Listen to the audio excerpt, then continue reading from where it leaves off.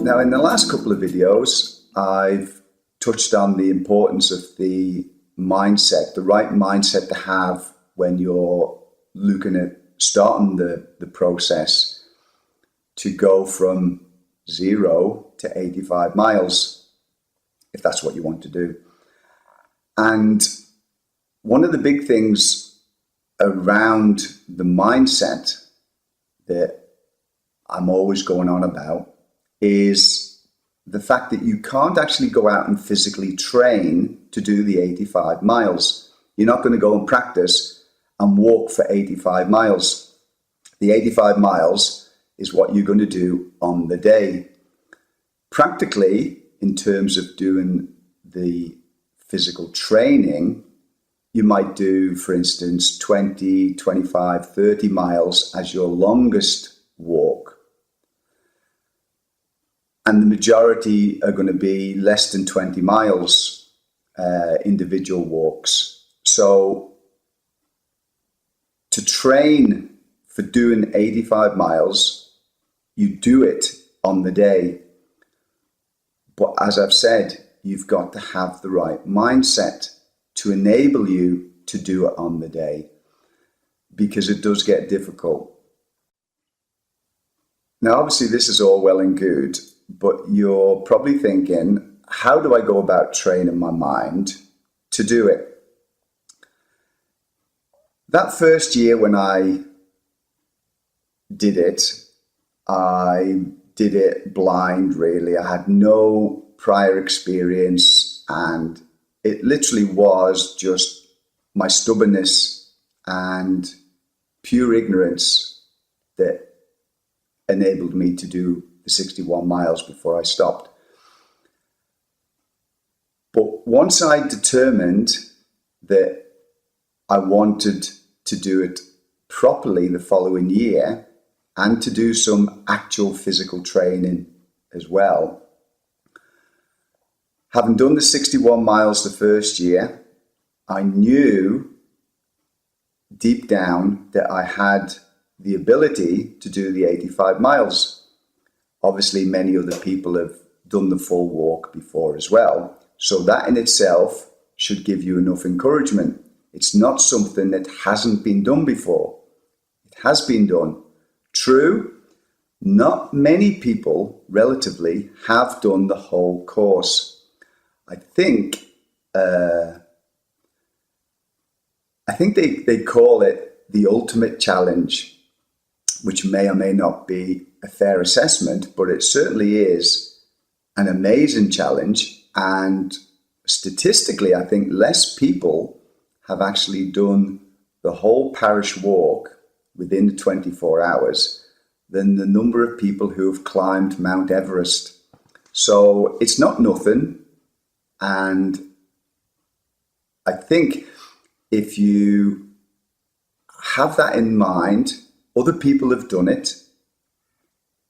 As long as you don't have any severe physical disabilities, there's no reason you can't go from 0 to 85 miles with the right attitude and some training in tandem with understanding and practicing nutrition, good nutrition, having the right equipment, the right training shoes and clothing that's appropriate for the elements on the day, depending on what the weather is.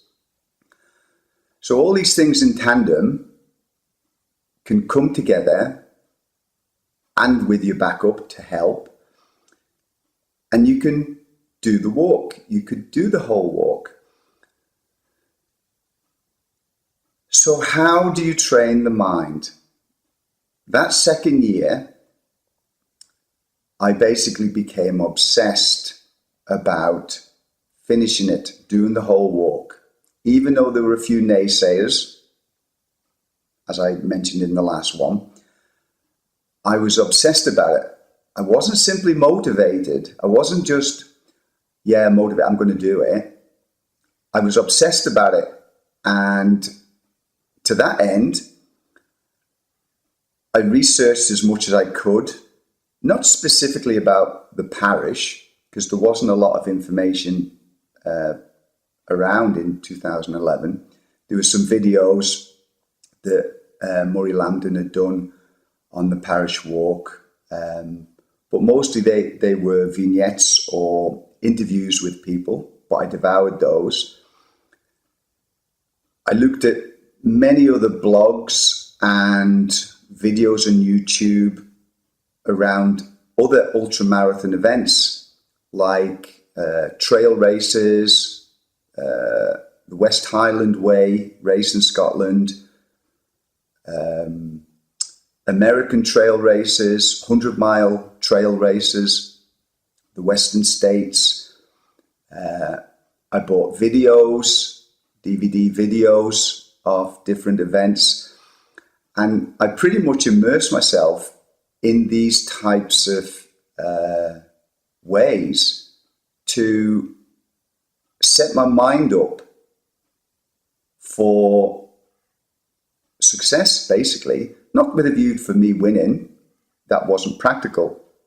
And I didn't really have the inclination to win in terms of the race against other people. My inclination and my personal motivation was self-directed. I wanted to do the best that I could. And I've stuck with that ever since. I'm doing the walk or the race to do the best I can on the day, whatever that might be. So blogs, videos,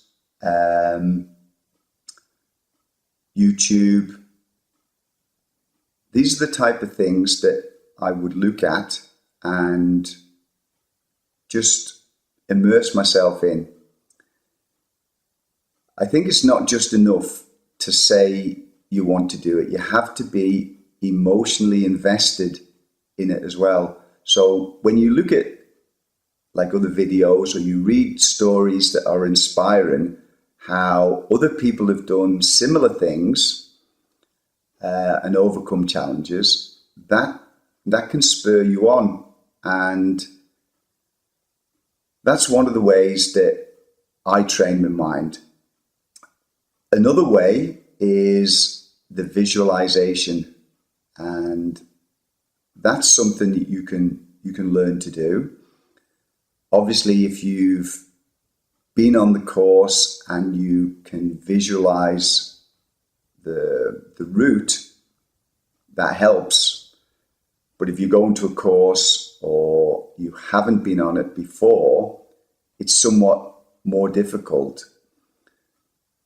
But like here on the island, because I live here, I know the course and I've driven the course many times.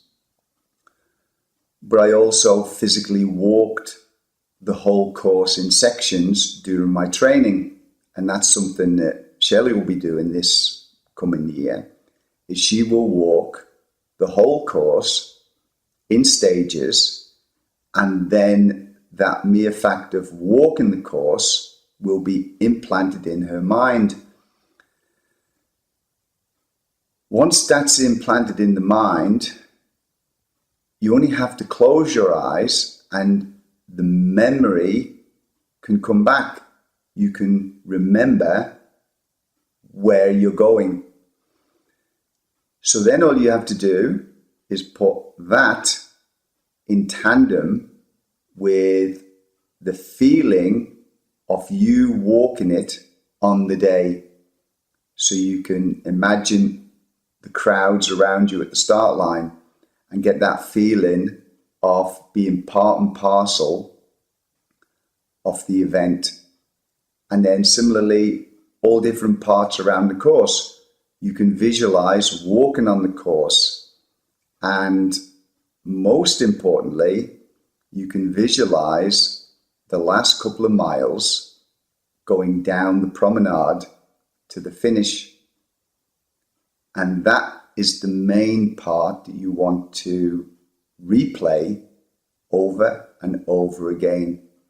Visualizing walking down the promenade and approaching the finish line. Not, I might say, from the external perspective, you're not looking at yourself walking to the finish.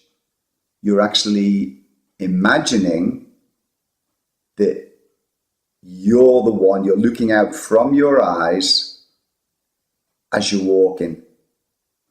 You're not external looking at yourself. It's you that's looking ahead, looking forward. And that is one of the most powerful aspects of training your mind. Visualizing, doing the walk, being part and parcel of the race, and finishing the walk. Then when you come to physically walk on the promenade, on the day, you'll find it's even more amazing than what you visualized. But you'll do it.